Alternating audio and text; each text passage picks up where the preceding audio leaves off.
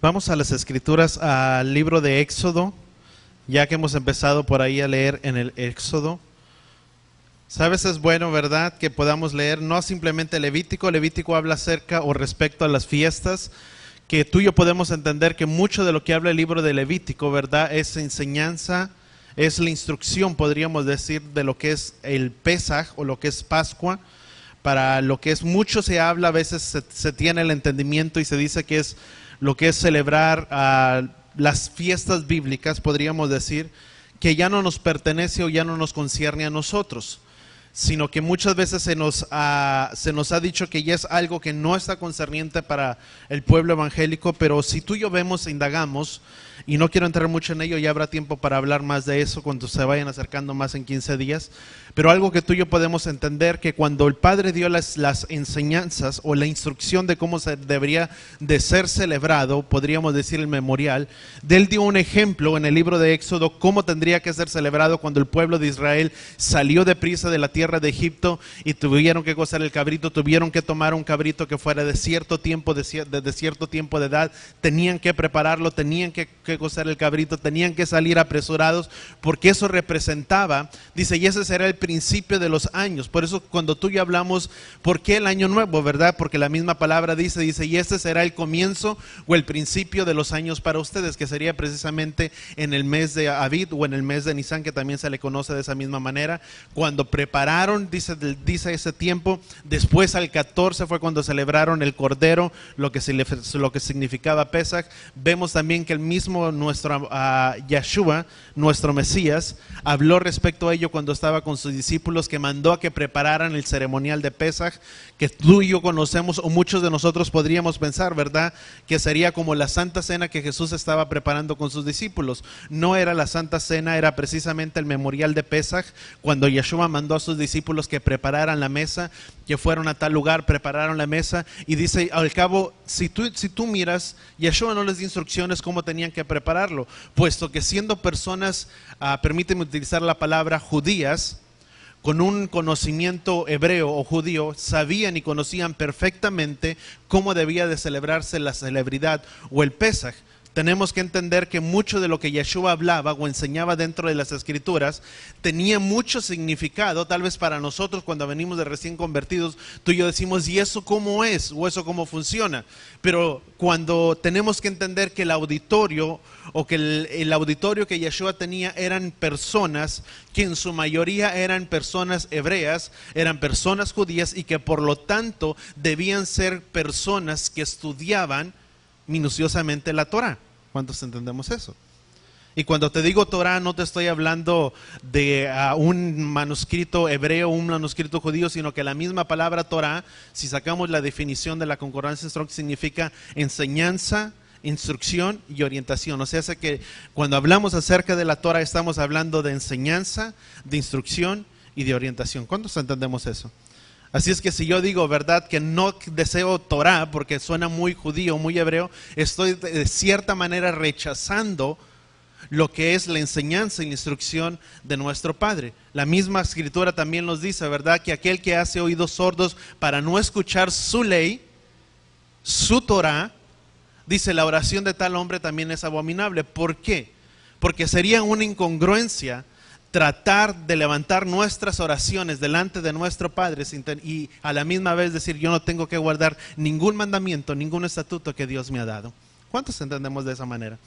¿Verdad? Sino que la misma palabra en el libro de los Salmos dice, ¿quién subirá delante de tu monte santo? Dice, el de manos limpias y el de corazón puro. ¿Qué es lo que la palabra nos habla? Una vez que arreglamos nuestras vidas, que arreglamos nuestro andar, podemos levantar nuestras oraciones, que dice también la Escritura en primera de Juan, dice, porque todo lo que pidas al Padre en mi nombre, dice, lo recibiréis, porque esa es la confianza que tenemos en Él, porque guardamos sus mandamientos. Hay una condición para que yo pueda recibir aquello que estoy pidiendo. Muchas veces citamos, ¿verdad?, lo que es del libro de los evangelios, que decimos que dice, di a este monte, muévete y todo lo que pides te será hecho, pero muchas veces, qué hermoso suena, Pero si tú y yo vamos al libro de Primera de Juan, hay una condición para ello, para esa misma cita, que nos instruye, que nos enseña que tenemos que guardar su palabra, que sus mandamientos, y que el mismo Yeshua, y cuando hablamos de Yeshua estamos hablando de Jesús, porque dice, porque sus mandamientos no son gravosos. En otras palabras, no hay mandamiento tan difícil que no podamos guardar por amor a nuestro Mesías. ¿Cuántos entendemos eso? Amén. Vamos rápidamente al libro de Éxodo y vamos a guardar lugar ahí. Si tú y yo vemos, déjame relatarte, y puedes leer todo Éxodo, pero vamos a ver acerca de la vida de Moisés y esperemos, ¿verdad? Tal vez nos alarguemos unos minutos, pero sí alcanzaremos. Vamos a hablar acerca de la vida de Moisés. Y vamos a ver cómo el Padre levanta a un hombre para liberar al pueblo que está precisamente en la tierra de Egipto, que por 430 años, 400 años, estuvieron estas personas presos, viviendo como esclavos. Y vemos que el Padre en el principio, a este pueblo hebreo, o a este pueblo de Israel, al principio les fue muy bien. En la tierra de Gersón, cuando ellos fueron a habitar, y ¿cuántos recordamos la historia de cuando José fue vendido como esclavo a la tierra de Egipto, habitó en la tierra de Egipto, habitó en la casa de Faraón? Después de que habitó en la casa de Faraón, ese mismo hombre de los descendientes de los hebreos, que era hijo de Jacob, abre la puerta para que el pueblo pudiera entrar nuevamente a la tierra de Israel, a esta tierra de Egipto, puesto que en aquel entonces había habido una gran hambruna en la tierra de Egipto, en la tierra de Israel donde se encontraban morando, y vemos que descienden este pueblo a la tierra de Egipto, y este hombre al principio, a este pueblo hebreo les fue, podríamos decir, muy bien a las orillas de Egipto. Ellos podían vivir sin asimilarse con el pueblo de Egipto. ¿Cuántos entendemos que el pueblo de Egipto representa lo que es el mundo? Amén. Y Faraón es una imagen tipificada de lo que es Satanás o Hasatán en el hebreo. Y la misma palabra nos instruye, dice, porque nosotros, dice, porque ustedes, dice, están en el mundo, mas no son de este mundo. Yeshua mismo lo dijo. Tú y yo entendiendo las características de este hombre, siendo un hombre hebreo con principios, con valores y con convicciones, José sabía muy bien que al habitar, al descender su padre con todos los descendientes de Israel, él conocía que perfectamente no iban a asimilarse dentro de este pueblo de Egipto, puesto que este pueblo de Egipto era muy diferente a las costumbres que ellos tenían. Y muy sabiamente José habla al faraón, donde había encontrado tanta gracia delante de faraón, y le dice, ¿sabes qué? Permite que estos hombres o este pueblo se quede a las orillas de la tierra de Egipto, en la tierra de Gersón. Ellos son hombres que cultivan, son hombres agricultores, permite que ellos se queden ahí. De esa misma manera el pueblo de Israel se estaría guardando de asimilarse en lo que podríamos ser en los sistemas del mundo de aquel entonces. Y podremos entender cómo José dice al faraón que pudieran quedarse en esa tierra. Eran puros campesinos, pastores, que les convenía esa tierra, y una sabiduría por parte de este hombre de José. El padre le da a Jacob esta porción de tierra para que ellos no se asimilaran, y este hombre con tantas convicciones, la palabra dice que todo lo que fue escrito, Romanos capítulo 15, estoy yendo muy rápido, ¿verdad? Pero, amén, ¿verdad? El tiempo vuela, ¿verdad? Dice Romanos capítulo 15, dice que todo lo que fue escrito en épocas pasadas fue escrito para enseñanza y para instrucción nuestra. O sea, de todo lo que pasó allá, voltea con la persona que está a tu lado, dile, tú y yo aprendamos de ahí. Amén. Eso sirve para que tú y yo aprendamos. Muchas veces decimos, ay, es que ya el Antiguo Testamento, ahora vivimos por la gracia en el Nuevo Testamento, y ya todo lo que fue ya quedó abolido. Déjame decirte una referencia acerca de ello. Cuando tú y yo hablamos Nuevo Testamento y Antiguo Testamento, nuestro concepto, si yo digo antiguo, es como algo pasado, pero hay algo nuevo, y porque hay algo nuevo, eso ya pasó, podríamos decir, de moda. Déjame hacerte una referencia. A veces más las mujeres o los hombres, ¿verdad? También, como luego dirían, ¿verdad? Quien le caiga, ¿verdad? Muchas veces decimos, una mujer puede comprar unos zapatos y no los usa por cierto tiempo y los tiene ahí guardados, y automáticamente se encuentra otros, porque hubo un especial o una barata muy buena y se encontró otros, o una camisa del hombre, lo que tú quieras, y esos que ya había comprado una vez, automáticamente es que ya son viejos. son antiguitos. Antiguos porque nunca los usaste, nunca los pusiste, lo que tú quieras, pero en sí siguen siendo un producto o algo nuevo. ¿Cuántos me están entendiendo? Es lo mismo. Cuando tú y yo hablamos hablar de Nuevo Testamento y Antiguo Testamento, pensamos que el antiguo quedó abolido ahora por medio de Jesús, de Yeshua. Y ciertamente vino a ser un pacto establecido bajo mejores promesas. El mismo pacto, el mismo estatuto, pero renovado por medio de la sangre del Mesías. Porque Yeshua mismo dijo, porque la palabra que yo les hablo no las hablo por mi propia cuenta, sino porque el Padre me ha enviado, es lo que yo les hablo. Éxodo capítulo 18 también establece, dice, y levantaré un profeta en medio de tus hermanos, dice, y en él pondré las palabras y él hablará a tu pueblo, dice, y sucederá que todo aquel, dice, que no obedezca las palabras de este hombre, el cual él hable, dice, yo le pediré cuentas. ¿Quién era ese profeta o que levantaría en medio de todos los hermanos? Yeshua. ¿Y qué dijo Yeshua? Porque todo lo que yo les hablo no lo hablo por mi propia cuenta, sino porque el Padre me ha enviado. ¿Y qué es lo que Yeshua vino a establecer? ¿Mandamiento nuevo? No. Mateo capítulo 5, versículo 17 dice, porque no he venido a abolir las leyes ni los mandamientos, dice, sino al contrario, he venido a cumplirla, a darle la interpretación correcta. No vine a quitar nada, al contrario, vine a cumplir. Si Yeshua la cumplió, yo pregunto, ¿acaso somos mejores que Él para no cumplir su palabra? Amén. Vamos a continuar.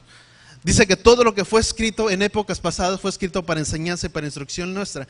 Y viven en esa tierra y se levanta un faraón que no conoció después, que este hombre faraón que habitaba en aquel entonces conocía a José. Entra otro nuevo hombre, otro faraón que no conocía precisamente a este hombre, a José, que no era tan misericordioso como el otro, y vio al sistema político que de cierta manera iba a cambiar drásticamente. ¿Por qué cambiaría drásticamente? Porque entre más oprimían al pueblo de Israel, este pueblo de Israel mayor se multiplicaba, de tal manera que miró en circunstancias o en conflicto el sistema político del gobierno de la tierra de Egipto. Digo, este es un pueblo que se está multiplicando grandemente, ¿verdad? Ser un pueblo que tal vez haga guerra contra nosotros, o que tal vez no haga guerra contra nosotros, pero tal vez se alíe contra aquello que son nuestros enemigos.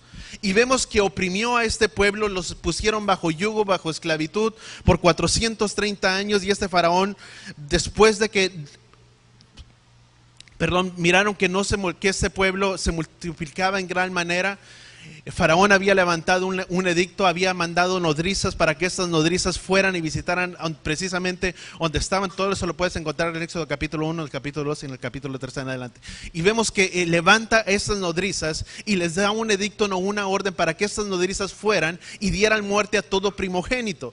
Pero estas primogénitas, o estas nodrizas, perdón, lo que hicieron, no dieron muerte a los primogénitos. A todo varón la orden había sido dado que todo varón que naciera tendría que ser puesto en el lago, tendría que ser muerto. Mas sin embargo estas nodrizas no lo hicieron de esta manera. Vemos que estas nodrizas en cierta manera desobedecieron la orden de Faraón. Faraón las manda a llamar y Faraón les dice, bueno, ¿qué es lo que ha sucedido aquí? ¿Por qué han sido desobedientes al mandato que yo les di? Y dicen las nodrizas, dice, es que estas mujeres hebreas, ¿cuántas hebreas hay aquí?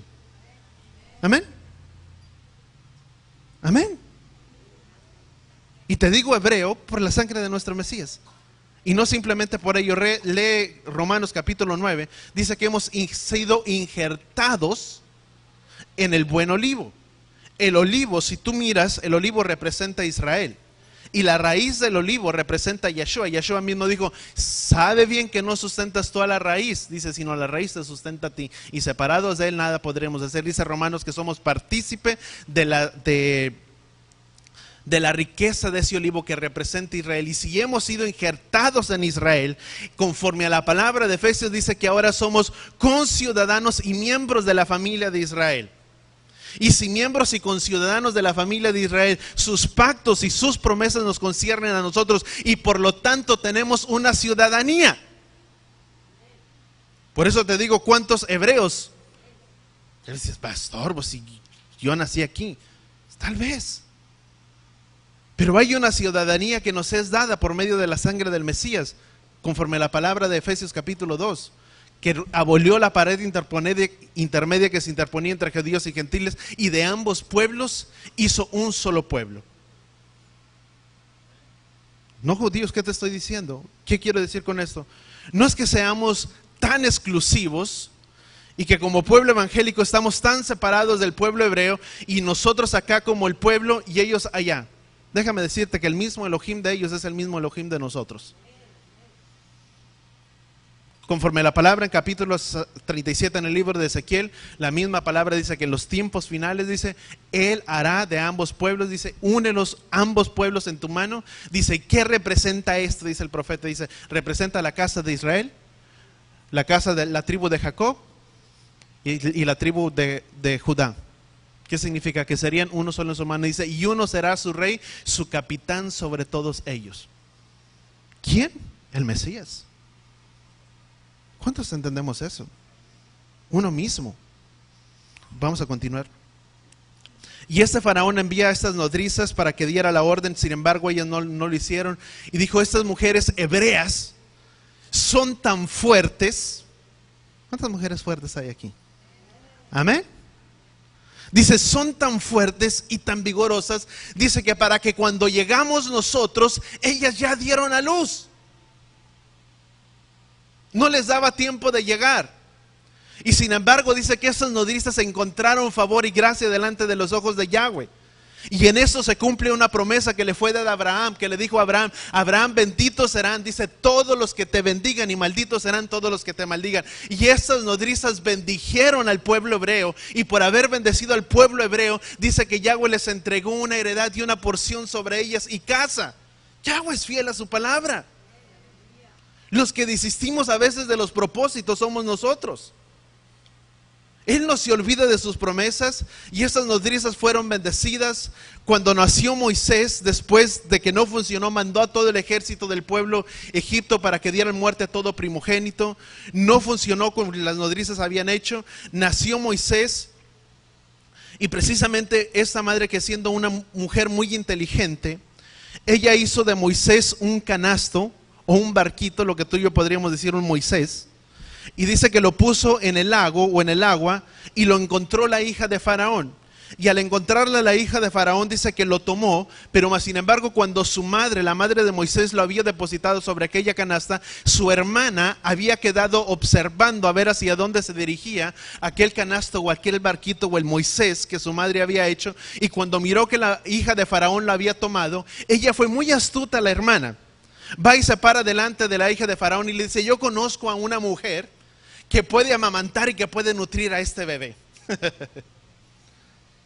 Y le dice, llámala para que lo críe, para que lo alimente, para que le dé pecho, para que lo nutra. Y vemos que la mujer, la mamá de Moisés, sucedió de esta manera. Le dijo la mujer egipcia, le dijo, la hija de Faraón, dice, yo te pagaré cierta cantidad, te daré cierta porción, dice, un salario, pero después de cuando tú lo nutras, tú lo amamantes, dice, él habitará en la casa de Faraón. Y ciertamente se cumplió como ella había sucedido, y lo crió en cierto motivo. Pero yo quiero que tú notes algo. Dentro de ello hay una gran convicción que mamá, en cierta manera, es la que da formación a los hijos. Amén. A pesar de que esta mujer sabía, la mamá de Moisés, que no iba a ser su hijo. Si tú miras qué sucedió después de cuando Moisés vive en la corte de Faraón, comienza a habitar en la casa de Faraón por 40 años, habita en ese lugar. ¿Y qué sucedió? No se sabe cómo sucedió o de qué manera, pero esta mujer fue de gran influencia, o la mamá de Moisés fue de gran influencia en la vida de Moisés. De manera que el primer acto significativo fue cuando vio a sus hermanos peleando, teniendo un altercado entre ellos, y quiso parar ese pleito. El segundo de ellos significativo fue cuando uno de los egipcios quiso dañar a uno de los suyos, y Moisés le dio muerte a este egipcio. De tal manera que los hermanos de él, los hebreos, le dijeron, ¿quién eres tú para que intervengas en este asunto? ¿Qué es lo que Moisés miraba? ¿Qué es que podemos ver? ¿Cuál era la influencia? Rectitud y formación. Porque si Moisés hubiera sido otro, hubiera dicho, ¿qué me importa a mí que los hebreos, que le quiten la vida a uno de los hebreos? Nada. Pero ¿qué sucedió con la mamá de Moisés? No se dice, pero se podemos entender que le dio una formación a Moisés. No podemos hacernos a veces de la vista gorda, permíteme utilizar la expresión, y pensar que nada sucede y ser tan indiferentes a veces a las injusticias que a veces suceden en este mundo. Porque a veces es mejor, ¿y a ti qué te importa? ¿Para qué te metes tú allá que sean ellos? A veces si te invitan a algún lugar, o a veces si me invitan a comer a algún lugar, o salgo con alguien, o lo que tú quieras, a veces digo, no voy a ser pastor, lo que tú quieras, no es que diga, pero digo, no voy a hablar, no voy a decir. Pero a veces no me puedo callar, porque no puedo ser indiferente a veces a las circunstancias o a los conflictos que suceden. El mundo así actúa. Tú y yo somos producto de aquello que nos ha formado. Los hijos son producto de aquello que los ha formado. Y mucho de esa responsabilidad que hay sobre papá y mamá. ¿Cuál es la formación que papá y mamá están dando a los hijos? ¿Cuántos entendemos eso? Por eso dice la Escritura en el libro de Éxodo, en el libro de Deuteronomio. Dice, y esta palabra le enseñarás a tus hijos en todo tiempo, cuando te levantes, cuando te acuestes, cuando te vayas por el camino. Dice, cuando te levantes, cuando se vayan a la cama. Dice, en todo tiempo. ¿Por qué? Porque es parte de una formación que se da, que se instruye. Es algo que los puede formar. Y tú y yo en cierta manera somos el producto de la sociedad que nos ha moldeado y cómo cada familia nos ha moldeado. Y al final somos el producto de lo que dejamos que su palabra nos forme. Sean cosas buenas o no sean cosas buenas. ¿Cuántos entendemos eso? Este mundo tiene sus propios principios, sus propios ideales y sus propios conceptos. Y si a veces la familia no toma la acción de instruir y de enseñar a los hijos, la sociedad en la que los hijos viven se va a encargar de dar ideales, principios, estatutos, y ellos te van a decir, no van a ser principios bíblicos conforme a esta palabra. Y a veces decimos, ¿por qué? ¿Cuántos entendemos? Es una palabra que nos enseña todo. Somos el resultado de lo que más tuvo influencia sobre nosotros para formarnos. Y vemos y venimos a ser lo que ahora tú y yo somos en cierta medida. Lo que tú y yo somos ahora como personas, nuestros principios, nuestros ideales, nuestras convicciones, ha sido producto de aquello que nos ha formado en esta vida. Queramos o no. Y tú y yo somos responsables por dejar un legado a la generación que viene atrás.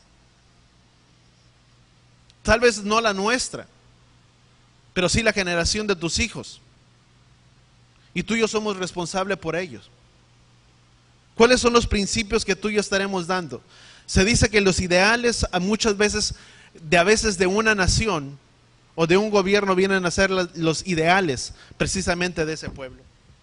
Una generación, di conmigo, influencia a otra. Bueno o malo.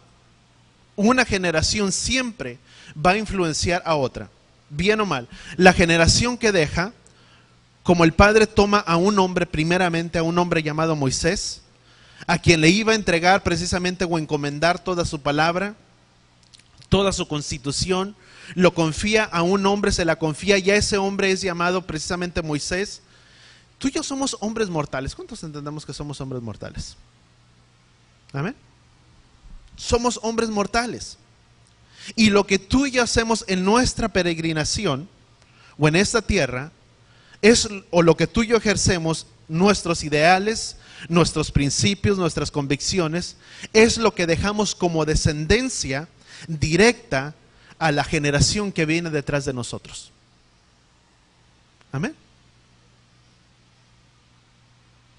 Si tú y yo tenemos nuestros principios arraigados en esta palabra, y fundamentados en esta palabra, lo que tú y yo estaremos entregando a la vida de nuestros hijos será precisamente esto.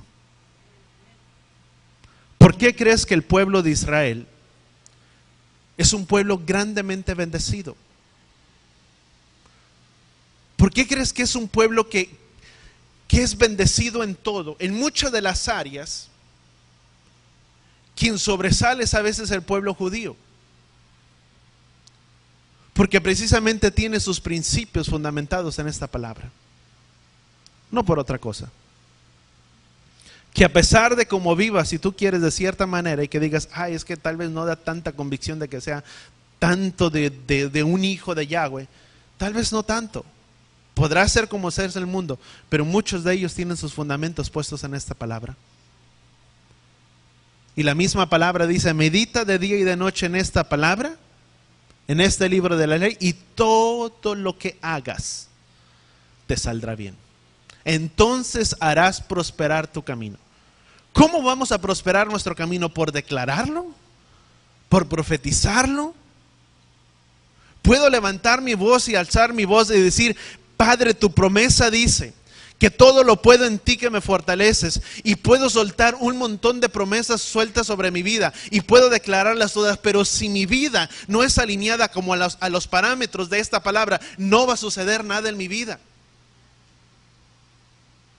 Y puedo hacer todo lo que tú quieras, pero mientras mi vida no sea arreglada, nada va a suceder, porque la misma palabra en Deuteronomio dice, si escuchas atentamente la voz de Yahweh tu Elohim y obedeces su voz, dice, acontecerá que todas estas bendiciones te vendrán por añadidura, pero sucederá que si desobedeces la voz de Yahweh tu Elohim, todas estas maldiciones te vendrán y te alcanzarán. Dice la escritura en el libro de Proverbios que así como la golondrina vaga en su vagar, dice así, dice la escritura que la maldición no viene sin causa. Todo acto en nuestras vidas, sea bueno, sea malo, circunstancias buenas o malas, es producto de cierta manera de una consecuencia. Amén. Y no te estoy diciendo que Yahweh no perdone. Dos cosas muy diferentes. Porque dice la escritura que fiel abogado tenemos, que si confesamos nuestros pecados, Él nos perdona. Pero muchas veces es el resultado de nuestras acciones, de haber vivido una vida separada y alejada fuera de sus caminos. Jeremías lo establece de esta manera y dice, Jeremías dice, mira cuán amargo es haber abandonado a Yahweh tu Elohim. Dice, mira cuán amargo es haber abandonado a Yahweh tu Elohim. Primeramente, el abandonar sus caminos trae amargura en nuestras vidas.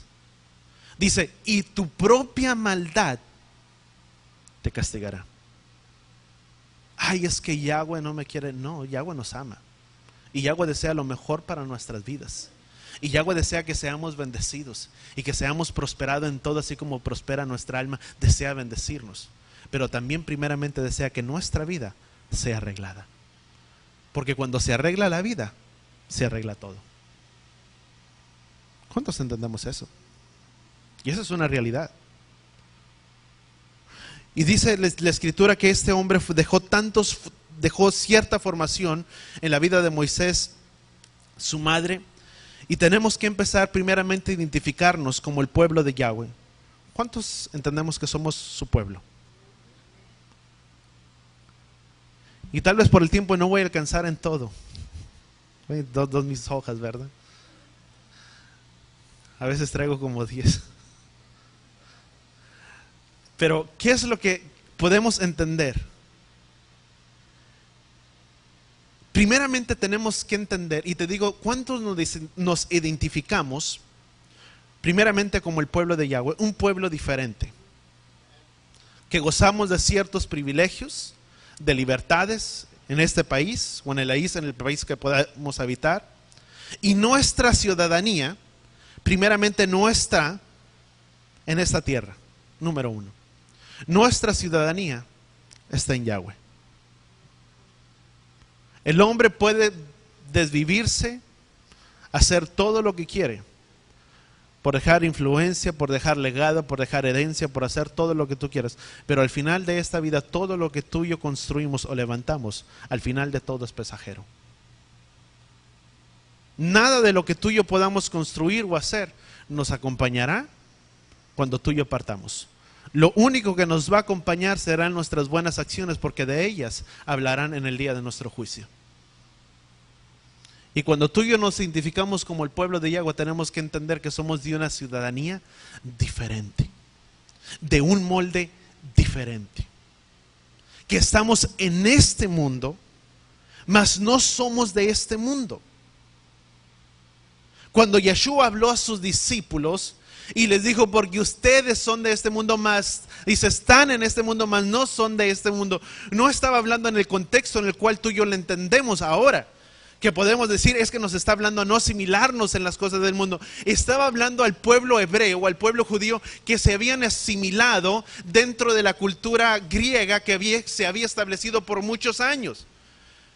Y muchos de los ideales vinieron a ser los ideales de este pueblo. Muchos de sus costumbres. Para la mentalidad hebrea importa más lo que yo pueda hacer delante de Yahweh, o lo que mi vida pueda hacer para Él, que aquello que yo pueda hacer. Para el pueblo de Yahweh importa más mi condición de adentro y mi actitud hacia Él que mi exterior hacia el hombre. La misma escritura dice que Yahweh no mira conforme a nuestro parecer. A Yahweh le interesa más que guardemos sus mandamientos. Muchas veces tú y yo, como del trasfondo en el que tú y yo venimos, uno puede a veces mirar las escrituras y decir, qué hermosa escritura. Qué hermosa palabra. Pero mi pregunta es, ¿cuántas veces hemos tomado esa palabra y la hemos aplicado a nuestra vida?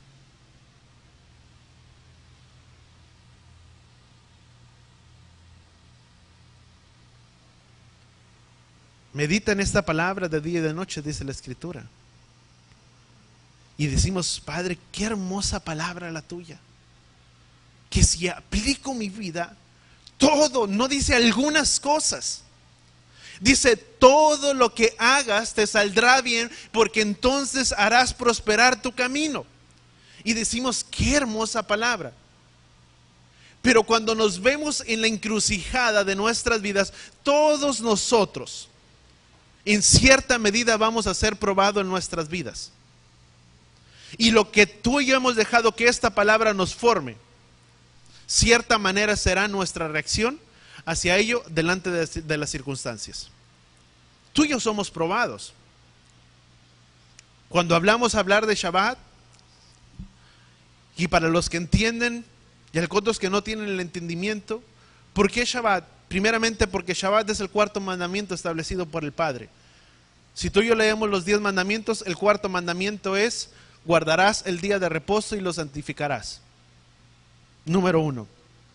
Éxodo capítulo 31 dice que es una señal delante de Yahweh y su pueblo. Y si yo entiendo que yo soy pueblo de Yahweh, hay una señal que me debe distinguir delante de sus ojos. Siempre lo he comparado como a una persona que puede tener un montón de canicas en un lugar. Y esa es mi manera de expresarlo, o algo tan simple. Y de mirar un montón de canicas en ese lugar. Y puede haber verdes, azules, amarillas, todo lo que tú quieres. Pero si en ese lugar, en ese cajón donde hay un montón de canicas, hay un cierto color, podríamos decir un rojo, que sobresale entre todas las demás canicas. Si yo te digo, ¿cuáles son tuyas? Y tú me dices, son las rojas. Con exactitud podrás saber y entender que las rojas son tuyas porque salen entre todas las demás. Y no estoy hablando que como pueblo seamos mejores que otros, no. Lo que estoy diciendo es que hay algo que nos distingue delante de Él, como su pueblo. Y que dice la misma palabra en el libro de los Hebreos. Dice que ahora somos partícipe de carne y de sangre. Si somos partícipe de carne y sangre, hay algo, o debe de haber una identidad hebrea o judía, o la sangre de un judío que corre a través de nuestras vidas. Porque parte de ese ADN de esa persona corre a través de nosotros. Y aquel que pagó el precio de sangre es precisamente Yeshua, y fue una persona judía. Y que si vamos más adelante al libro de Gálatas, Gálatas dice, porque ciertamente los que son del Mesías, ciertamente simiente de Abraham son. Y si simiente de Abraham somos descendientes de Abraham. Y yo no miro que la Escritura diga espiritualmente. Permítame utilizar la expresión porque decimos, ay, es que esto es espiritual. No, no es espiritual, es literalmente y tal y como se escucha y se ve y se palpa y se lee. Dice, si ciertamente son hijos del Mesías, ¿cuántos de aquí tenemos al Mesías en nuestros corazones? ¿Cuántos tenemos a Yeshua o a Jesús como nuestro Salvador?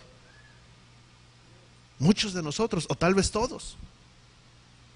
Y si la Escritura dice que si hijos de Él, dice simiente de Abraham son. La palabra cuando dice simiente, si tú traduces la palabra simiente, está diciendo del esperma de Abraham.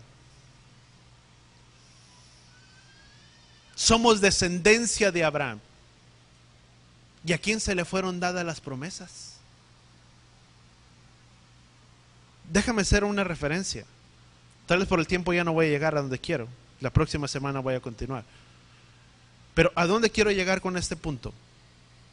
Si somos simiente de Abraham, a quien se le fueron dadas las promesas, las bendiciones, todo lo que tú y yo podemos mirar y ver en sus escrituras, la promesa, cuando le dijo, y se las entregó al pueblo de Israel, y le dijo, todas estas bendiciones son tuyas, te vendrán y te alcanzarán. La promesa o el pacto no lo estableció, amados, con cualquier nación. Lo estableció precisamente con el pueblo de Israel. Y para que tú y yo podamos gozar de esas promesas, es necesario primero identificarnos como el pueblo de Israel. Porque eso trae una identidad delante de nuestras vidas. ¿Por qué mucha gente a veces no llega a cumplir sus propósitos? Mucho del pueblo creyente no conoce su identidad. Y es muy fácil comprobarlo. El libro mayormente vendido como bestseller de todos los tiempos, ¿cuál crees que fue? Creo que era algo de Warren, me parece. Una vida con propósito. Muchos comprando el libro. Y no estoy diciendo que no es bueno que te informes, pero eso me habla que muchos no tienen una identidad y que necesitan conocer esa identidad. Y cuando tú y yo nos identificamos como el pueblo de Él, pueblo escogido, real sacerdocio, cuando llamó al pueblo de Israel en el libro de Éxodo, y precisamente lo que quería hacer con la vida de Moisés, no quería sacar al pueblo para enriquecerlo, para bendecirlo, para sacarlo de la tierra de Egipto, para que fueran libres. Quería sacarlos de su esclavitud, pero precisamente para llevarlos delante del monte Sinaí, y en aquel monte Sinaí entregarle sus principios, una constitución a este pueblo, para que por medio de esa constitución fuera su manera y su estilo de vida. Y esa es la constitución que tú y yo tenemos. Cada país, cada nación tiene su propia constitución. Y por medio de esa constitución se rigen todas las leyes. Ese gobierno tiene su propia constitución, sus propias reglas, sus propias leyes que tienes que cumplir como ciudadano de este país o como persona que habita dentro de este país. Y cuando venimos delante de los caminos de Yahweh, déjame decirte, Yahweh tiene su propia constitución, sus propias leyes de cómo hacer y de cómo establecer las cosas. Y ahí no cabe el yo pienso, yo creo que si hago así es diferente, porque no son nuestras leyes, son las de tu Padre, no las nuestras. Y precisamente lo que quería hacer con ese pueblo, sacarlo de su esclavitud para entregarle una constitución a este pueblo. Para que se cumpliera la escritura que dice, que la pastora leyó, que dice: qué gran nación y pueblo y sabio entendido es este, que tenga a Yahweh su Elohim tan cerca como lo tiene este pueblo. Porque ustedes, dice, en ustedes será vista la sabiduría. Dice, porque si ustedes obedecen atentamente mi voz y mi pacto. Cuando dice si ustedes cumplen mi voz, la palabra voz significa sus leyes, sus principios, sus mandamientos. Lo que Yahweh está diciendo al pueblo de Israel: si ustedes cumplen atentamente mi voz y la ponen por obra, serán mi especial tesoro, real sacerdocio y pueblo escogido. ¿Por quién? Por Yahweh. Y si yo voy a Primera de Pedro, más adelante en el Nuevo Testamento, que decimos: ay, es que el Antiguo ya quedó atrás. Nada de lo que los escritores del Nuevo Testamento hablaron, lo hablaron de la nada. Yo no puedo decir: ay, es que el Antiguo ya quedó atrás y ahora es el Nuevo. Porque precisamente todo lo que los apóstoles hablaron, todo lo que las escrituras hablan del Nuevo Testamento, no lo hablaron porque se les vino a mente, o porque se les vino entendimiento, o porque dijeron: ah, esto suena bonito, suena bueno, vamos a ponerlo aquí. No, lo hicieron precisamente con bases y con fundamentos bíblicos, precisamente del Antiguo Testamento, porque era lo único que tenían. Tú y decimos: ah, el Nuevo Testamento. Déjame decirte que en los tiempos de los apóstoles todavía no había sido canonizado el Nuevo Testamento. Y así es que no había Nuevo Testamento, había Antiguo Testamento. Cuando Yeshua dijo a sus discípulos, para darte un ejemplo porque el tiempo avanza, y Yeshua habló a sus discípulos, porque dice: no se turbe vuestro corazón, dice, porque vendré a ustedes y ustedes estarán conmigo. Y lo que tú y yo podemos leer en las escrituras, y les dice: no los dejaré huérfanos. No lo hablaron de la nada. Yeshua no lo dijo: no los voy a dejar huérfanos.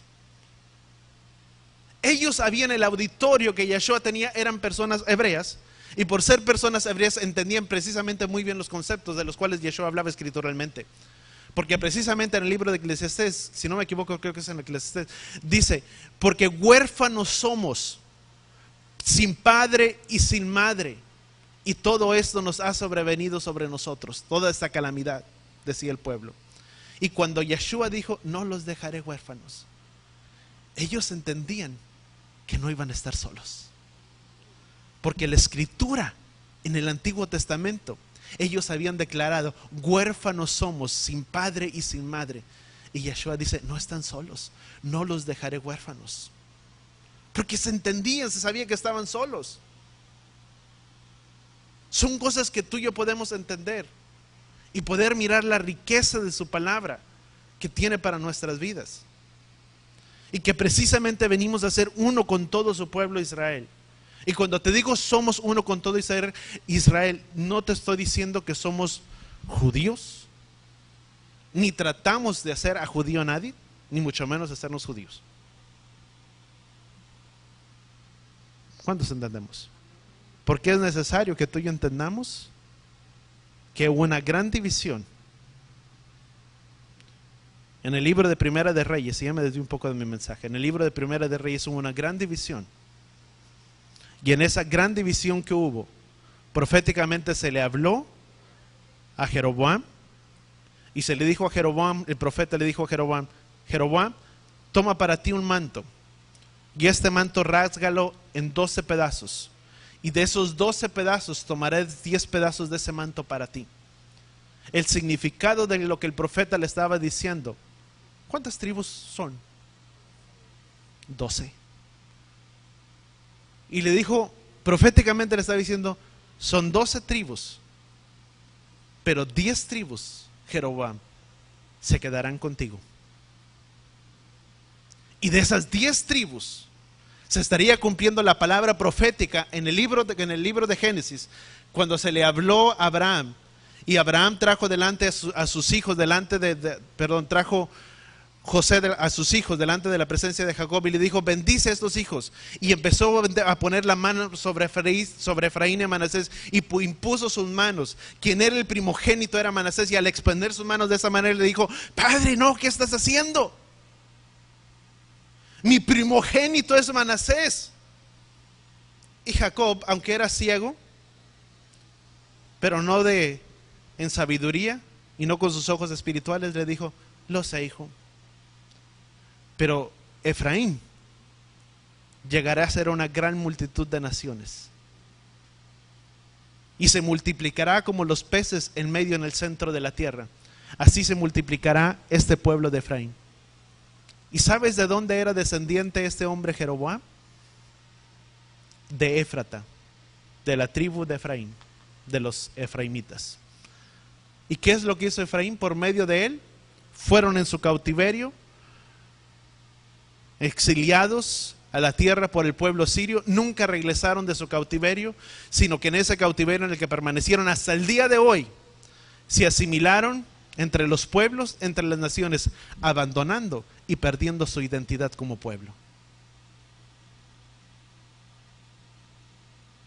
Y que proféticamente en el libro de Oseas se dice, Oseas capítulo 2 dice, proféticamente se le dice a Oseas: Oseas, toma para ti y tomarás para ti una mujer prostituta y concebirás y tendrás hijos con ella. Y eso es lo que sucederá de los hijos que tú tengas con ella. A uno le pondrás por nombre Lo-Ruhamí, a otra por nombre Lo-Ruhamá, y al otro Jezreel. A uno sería por nombre No es mi pueblo, no misericordia. Y Jezreel significa Elohim que esparció, Elohim sembrará. Qué interesante. Y que cuando viene la palabra en primera de Pedro, y Pedro se para delante de la multitud y dice: ustedes hablo, extranjeros y peregrinos, expatriados. Utiliza la palabra expatriados. ¿Qué significa? Uno que pertenece, pero que está fuera. Dice: ustedes expatriados hablo, porque ustedes son linaje escogido por Yahweh, pueblo escogido por Él, para que anuncien las virtudes de aquel que los llamó de las tinieblas al reino de su luz admirable. Y ustedes que no eran pueblo, ahora son pueblo, y que ustedes no había sido derramada la misericordia, es derramada la misericordia sobre ustedes. Estaba diciendo: el sacrificio del Mesías los vino a unir, los vino a reconciliar con la sangre de nuestro Padre. Eso es lo que ha hecho su sangre. Muchos decimos nosotros, ¿qué somos nosotros? ¿Somos gentiles? La palabra, si yo traduzco la palabra gentil, la palabra gentil significa pagano, escrituralmente. Una vez que venimos delante de Yahweh, yo ya no soy gentil. Somos parte y uno con su pueblo. Gentil o pagano significa uno que está fuera de los caminos de Él. Y cuando el apóstol Pedro se paró y les dio el mensaje, dice: y a ustedes, dice, son linaje escogido, real sacerdocio. ¿Por qué tú y yo vamos a ser real sacerdocio y pueblo escogido? Por ser tan buenos, por ser tan lindos, tan hermosos, tan carismáticos, tan buena onda, como podríamos decir. O porque simplemente suena tan hermoso que el apóstol dijo: son real sacerdocio y pueblo escogido. Y qué lindo, somos pueblo escogido. No, ¿sabes de dónde lo sacó? De allá, en el Antiguo Testamento, donde se dieron los mandamientos y se le dijo al pueblo de Israel: si ustedes obedecen mi voz y guardan mi pacto, mis estatutos, serán real sacerdocio y pueblo escogido. Las virtudes, amado, déjame decirte, no se anuncian, se ven. Yo te puedo decir que soy muy buen, ahora sí, pastor y que guardo todo, pero lo que yo diga no tiene validez. Se verá reflejado con lo que yo haga. Porque dice la escritura en 1 Corintios, dice: porque somos carta abierta y leída delante de todos los hombres. Lo que habla a través de nuestras vidas no es lo que diga, lo que hable, lo que exprese, sino lo que tú ves en mi vida. Eso es lo que realmente soy. Lo que me miras hacer, mis ideales, mis convicciones, mis principios, es aquello que realmente soy. no lo que yo te pueda decir. ¿Cuántos entendemos eso? Si ha dicho muchas veces, ¿quieres conocerte a ti mismo realmente como eres? Si ha dicho muchas veces, de la manera en que tú eres en casa, donde nadie te ve, donde estás en lo secreto, eso es quien verdaderamente eres. ¿Cuántos entendemos eso? ¿Cuántos entendemos que hay cosas que arreglar en nuestras vidas? Y que hay cosas que tenemos que cambiar. Y te hablo de cambios, porque estamos para entrar precisamente en la fiesta de Pesaj. Y para que pudieran celebrar de este ceremonial de Pesaj, cuando se dio la ordenanza al pueblo de Israel y dijo, y todo extranjero podrá celebrarlo. Todo nativo, todo el que es del pueblo de Israel, como el extranjero, podrá acercarse a esta celebridad de Pesaj. Pero había una condición, que todo varón tenía que ser circuncidado. ¿Qué es la circuncisión? La circuncisión era una marca externa que representaba una marca externa física delante de todos, que eran pueblo de Yahweh, que eran su pueblo.